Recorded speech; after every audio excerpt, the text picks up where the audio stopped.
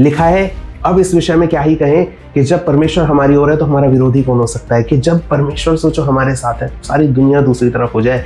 जैसे ही मनुष्य मरता था, इस धरती पर बहुत ही हो सकता है राजा बन के जिया हो, लेकिन जैसे ही वो मरा तो नर्क के अंदर जा रहे थे। लेकिन परमेश्वर सोचो हमसे अपने प्रेम की भलाई इस रीति से प्रकट करता है कि जब हम पापी थे तब प्रभु हमारे लिए मरे। सोचिए, जब हम प्रभु में बुलाए गए तो क्या हमारी कंडीशन बहुत बेटर थी?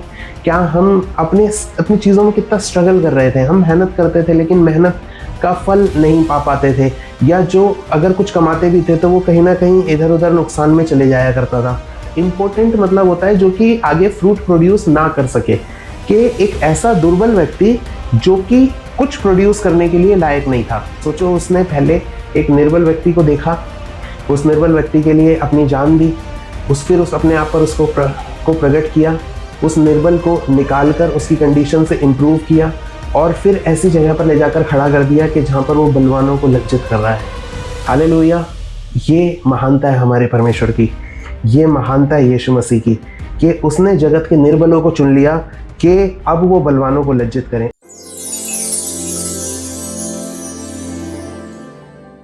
आप सभी को जय मसीह की। मैं इस सीरीज में आपका स्वागत करता हूं जिसमें हम परमेश्वर की भलाई को सीख रहे हैं। और आज 16वें दिन के लिए जो वचन हमारे पास आया है वो है रोमियो की पुस्तक, उसका 5 अध्याय 6 से 8। यहाँ पर ऐसा लिखा है, क्योंकि जब हम निर्बल ही थे तो मसीह ठीक समय पर भक्तिहीनों के लिए मरा। किसी धर्मी जन के लिए कोई मरे यह तो दुर्लभ है, परंतु हो सकता है किसी भली मनुष्य के लिए कोई मरने का भी साहस करे। परंतु परमेश्वर हम पर अपने प्रेम की भलाई इस रीति से प्रकट करता है कि जब हम पापी ही थे तभी मसीह हमारे लिए मरा। आमीन। 6ठे वचन में लिखा है, परमेश्वर ने अपनी जो भलाई थी ना वो इस रीति से हम पर प्रकट की कि जब हम भक्तिहीन थे परमेश्वर तब हमारे लिए मरा। लिखा है जब हम निर्बल थे तो हमारे लिए मरा। यहाँ जो AMP वर्जन में लिखा है उसमें काफी अच्छा लिखा गया है। यहाँ लिखा है, while we were still helpless, powerless to provide for our salvation, at the right time Christ died as a substitute for the ungodly. कि हम हेल्पलेस है, अनगॉडली है, पावरलेस है कि हम अपनी सैल्वेशन के लिए जो चुकाना चाहिए था वो चुका सके, और हम क्योंकि हम नहीं चुका सकते थे इसलिए as a substitute Christ died for the ungodly. Ungodly जो परमेश्वर को नहीं जानते, भक्तिहीन कह सकते हैं उसको। यहाँ पर जो हेल्पलेस शब्द है ना, हिंदी में जिसको निर्बल कहा गया है, और ये यूनानी भाषा के एस्थेनेस शब्द से आता है। इसका मतलब है स्ट्रेंथलेस, विदाउट स्ट्रेंथ, यानी कि मोर फीबल। इम्पोर्टेंट इस शब्द का एक मीनिंग होता है। इम्पोर्टेंट मतलब होता है जो कि आगे फ्रूट प्रोड्यूस ना कर सके, कि एक ऐसा दुर्बल व्यक्ति जो कि कुछ प्रोड्यूस करने के लिए लायक नहीं था। जब आदम को परमेश्वर ने बनाया तो उसको उसने ब्लेस किया और कहा, फूलो फलो और पृथ्वी पर भर जाओ। फूलो फलो यानी कि प्रोड्यूस, फ्रूट प्रोड्यूस कर सके, है ना, हम प्रोड्यूस कर सके चीजों को। लेकिन ये जो निर्बल शब्द है कि जब मनुष्य ने पाप किया तो इतना निर्बल हो गया कि अब वो प्रोड्यूस करने के लिए, स्पिरिचुअल प्रोडक्ट्स प्रोड्यूस करने के लिए, स्पिरिचुअल फ्रूट प्रोड्यूस करने के लिए इम्पोर्टेंट हो चुका था, जो कि अनेबल था कि उसके ऊपर फल आ सके। अनेबल टू, जैसे एक पेड़ होता है ना जो कि दिखता तो है लेकिन उसके ऊपर कभी फल नहीं लगते, जो कि अनेबल होता है फलों को प्रोड्यूस करने के लिए, जो कि बीमार होता है, जो कि वीक होता है और वीकनेस उसके अंदर भरी होती है। ये जो विदाउट स्ट्रेंथ शब्द है ना, ये इतना गहरा शब्द है कि यदि हम इसकी गहराई में जाए ना, कि हम अपनी परिस्थितियों में निर्बल है, हम अपनी परिस्थितियों में फल रहित हैं, हम अपनी स्थितियों में इवन फल रहित इससे भी बड़े हैं कि फल पैदा ही नहीं कर सकते, और तब परमेश्वर, लिखा है, तो मसीह ठीक समय पर भक्तिहीनों के लिए मरा। यहाँ पर भक्तिहीन जो शब्द है ना उसको बोला गया है इम्पियस। इम्पियस वर्ड का मीनिंग होता है कि जो कि परमेश्वर को जानते ही ना हो। सब लोग क्या करते हैं कि नहीं, सबसे ऊपर एक ताकत है, नहीं, लेकिन वो उसको उस आदर के साथ देखते ही ना हो, जो कि समझते ही ना हो कि परमेश्वर की आखिर परमेश्वर है क्या। मतलब अपनी बुद्धि से चलते हो जो लोग, जो कि ऐसा सोचते हो कि मनुष्य ही सब कुछ है और मनुष्य ही अपने कामों के द्वारा, अपने सब कुछ के द्वारा जो कुछ करता है उसका फल प्राप्त करता है। These people are ungodly people. और सोचो कि जब कोई जानता ही ना हो किसी को, जब कोई इवन मानता भी ना हो, कि अब सोचो, जानने की तो बात और होती है, जानने और मानने में फर्क है। एग्जाम्पल लेते हैं कि हम जानते नहीं है हमारे देश के प्रधानमंत्री को, लेकिन हम मानते तो हैं कि वो है, मानते हैं ना कि वो है, लेकिन यहाँ पर लिखा है कि वो मानते ही ना हो, उसके एग्जिस्टेंस पे बिलीव ना करते हो लोग ना, ये लोग थे अनगॉडली। इस इंग्लिश में इसको लिखा गया है इम्पियस वर्ड के, जो कि बहुत ज्यादा अनगॉडली पीपल, मतलब भक्ति तो सोच भी नहीं सकते, क्योंकि जब हम निर्बल थे, जब भक्तिहीन थे, परमेश्वर उसके लिए, सोचो यीशु मसीह उसके लिए मरा, अनगॉडली लोगों के लिए परमेश्वर ने अपनी जान दी। लिखा है एएमपी ट्रांसलेशन में, helpless powerless to provide for our salvation, कि हर आदमी अपने आप को सशक्त समझता है। अमीर लोग जो हैं वो कहते हैं कि हाँ हम देखो ये सब भी खरीद सकते हैं, हम अपना पैसा देकर ये खरीद सकते हैं। जो बलवान व्यक्ति है, जो कि अच्छा बॉडी बिल्डर है, जो कि शरीर से मजबूत है, वो सोचता है कि मैं पता नहीं कितने साल इस धरती पर अपने बल के कारण जीवित रहूंगा। लेकिन यहाँ पर लिखा है कि हेल्पलेस वो लोग हैं जो कि जिनके पास शक्ति नहीं है अपने उद्धार को प्राप्त करने की, मतलब अपने जो उद्धार परमेश्वर ने, जो कि हमारे पापों का जो छुटकारा है वो करने की, जो उसके लिए हेल्पलेस थे, मतलब वो उसके लिए कुछ कर नहीं पा रहे थे। जैसे ही मनुष्य मरता था, इस धरती पर बहुत ही हो सकता है राजा बन के जिया हो, लेकिन जैसे ही वो मरा तो नर्क के अंदर जा रहे थे। लेकिन परमेश्वर सोचो हमसे अपने प्रेम की भलाई इस रीति से प्रकट करता है कि जब हम पापी थे तब प्रभु हमारे लिए मरे। यंग्स लिटरल ट्रांसलेशन में इसमें ऐसा लिखा गया है, for in our being still ailing, के एलिंग शब्द होता है नॉट इन गुड हेल्थ। ये सिर्फ अनगॉडली पीपल, निर्बल शब्द सिर्फ इसलिए नहीं आया गया कि वो शरीर से दुर्बल हो सकते हैं। वो निर्बल शब्द ऐसा नहीं होता कि ऐसे पावरलेस थे जो कि जिनको समाज में कोई पूछता नहीं था। ये यहाँ पर आने का इसका मतलब है कि वो अच्छे हेल्थ में नहीं थे, कमजोर थे और बहुत सारी प्रॉब्लम को फेस कर रहे थे। They are experiencing difficulty and problem, sick and not improving. They are sick and not improving, के बीमार तो थे ही थे, साथ में बढ़ नहीं रहे थे, मतलब इम्प्रूव नहीं कर पा रहे थे। सोचिए जब हम प्रभु में बुलाए गए तो क्या हमारी कंडीशन बहुत बेटर थी? क्या हम अपनी चीज़ों में कितना स्ट्रगल कर रहे थे? हम मेहनत करते थे लेकिन मेहनत का फल नहीं पा पाते थे, या जो अगर कुछ कमाते भी थे तो वो कहीं ना कहीं इधर उधर नुकसान में चले जाया करता था। तो प्रभु कहते हैं कि ऐसे जो निर्बल लोग हैं, कि उस कंडीशन के लोगों के लिए, उन लोगों के लिए जो भक्तिहीन थे, मसीह हमारे सबके लिए, हम सब के लिए मरा क्रूस पर। इस दुर्बल शब्द को हम और भी कई जगह पर पढ़ सकते हैं। ये पहला कुरिन्थियों 1:27 में भी इस निर्बल शब्द का यूज किया गया है। यहाँ पर लिखा है, परंतु परमेश्वर ने जगत के मूर्खों को चुन लिया कि ज्ञानवानों को लज्जित करें, और परमेश्वर ने जगत के निर्बलों को चुन लिया कि बलवानों को लज्जित करें। ये निर्बल वही लोग हैं। सोचो उसने पहले एक निर्बल व्यक्ति को देखा, उस निर्बल व्यक्ति के लिए अपनी जान दी, फिर उस अपने आप पर उसको प्रकट किया, उस निर्बल को निकालकर उसकी कंडीशन से इम्प्रूव किया, और फिर ऐसी जगह पर ले जाकर खड़ा कर दिया कि जहाँ पर वो बलवानों को लज्जित कर रहा है। हालेलुया। ये महानता है हमारे परमेश्वर की, ये महानता है यीशु मसीह की, कि उसने जगत के निर्बलों को चुन लिया कि अब वो बलवानों को लज्जित करें। उसने जगत के मूर्खों को चुन लिया, जो ज़्यादा ज्ञान नहीं रखते थे, जो ऐसे लोग नहीं थे जो कि बहुत ज़्यादा इंटेलेक्चुअल हो, जो कि बहुत ज़्यादा शरीर से और बहुत ज़्यादा सामर्थ्य से भरे हुए हों, जो कि जिन्होंने दुनिया में बहुत बड़े बड़े काम किए हो। ऐसा नहीं था।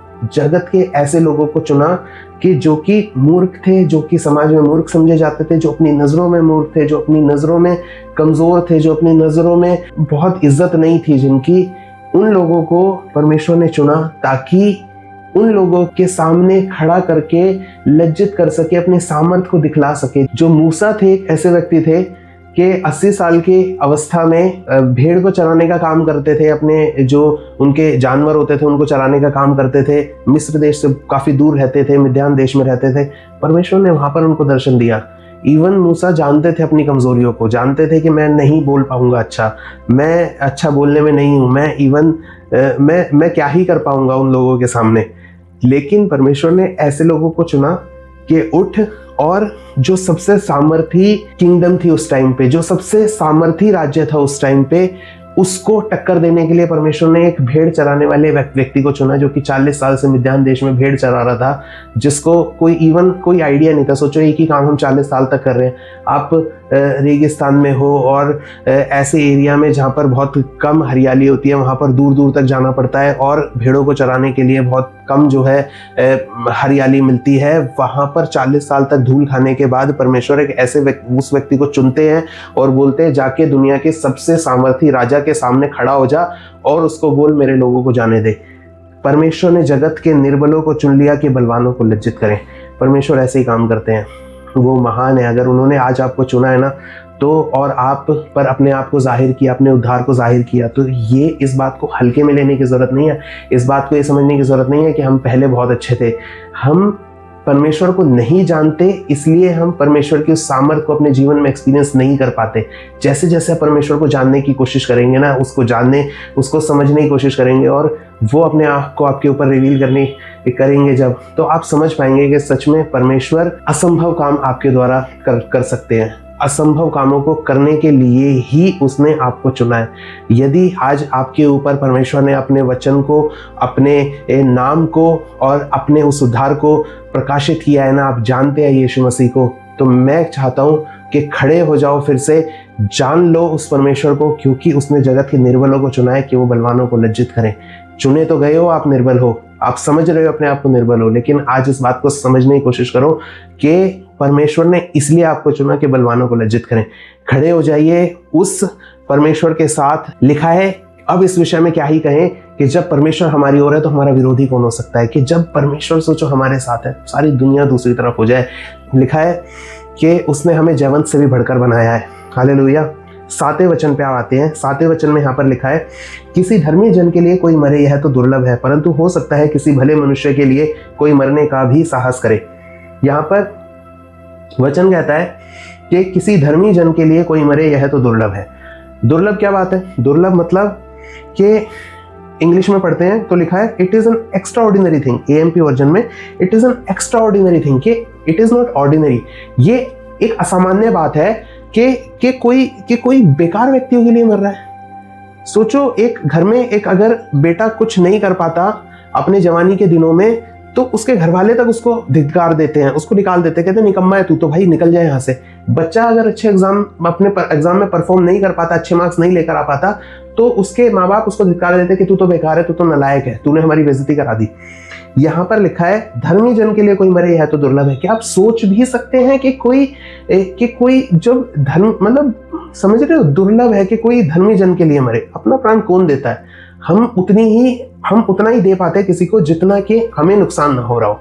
लेकिन ये बहुत दुर्लभ बात है कि अच्छा किसी ने अपने लिए किसी अच्छे व्यक्ति के लिए कुछ जानवान दे दी हो, है ना।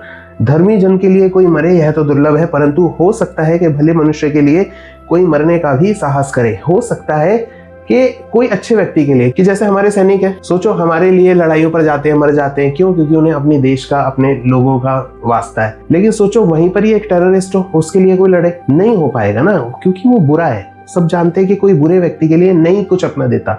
हम किसी ऐसे व्यक्ति को कभी कुछ नहीं देना चाहेंगे जो कि खुद ही निकम्मा हो, जो कि गधा हो बिल्कुल और नहीं कुछ कर सकता हो, हम नहीं कर पाएंगे। लेकिन परमेश्वर ने ना ये एक्स्ट्राऑर्डिनरी चीज हमारे साथ की कि पहली बात, हम उसको जानते नहीं थे, पैदा ही नहीं हुए थे। आज से 2000 साल पहले यीशु मसीह क्रूस पर गए। उसके पहले कभी परमेश्वर ने प्लान किया था कि हाँ, भविष्य में आने वाले इस व्यक्ति के लिए भी मैं अपने प्राण को देता हूं। एक्स्ट्राऑर्डिनरी थिंग, ये जानते ही नहीं थे। फिर सोचो हमारे जीवन में परमेश्वर ने किसी एक पर्टिकुलर समय पर, जिस समय हम पर अपने आप को जाहिर किया, उससे पहले अंधकार में हम जीवन जी रहे थे। हम जानते ही नहीं थे प्रभु यीशु मसीह को, हम जानते ही नहीं थे अपने सृष्टिकर्ता को, हम जानते ही नहीं थे अपने बनाने वाले को।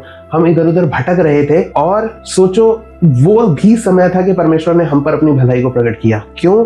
क्योंकि जब हमने उसको खोजने की कोशिश नहीं की थी, हमने उसको जानने की कोशिश नहीं की थी। एक व्यक्ति आया था जिसने बताया कि यीशु मसीह तुझसे प्यार करते हैं, और तब हम पर जाहिर हुआ यीशु मसीह का नाम।